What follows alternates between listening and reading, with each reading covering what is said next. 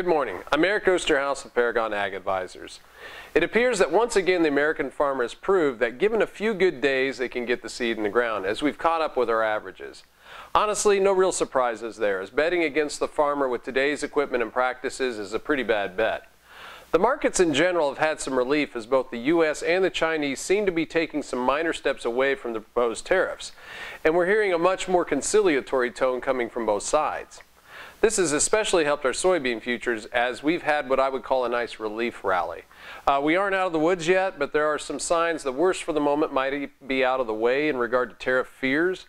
Another important headline really is our NAFTA negotiations. Nothing was agreed to this last week, and now it's looking pretty doubtful that even if we do reach some sort of agreement, that our Congress is going to have enough time to vote on it before year's end. Let's not forget that Canada and Mexico are two of our very largest importers, not only of grains, but also our protein exports.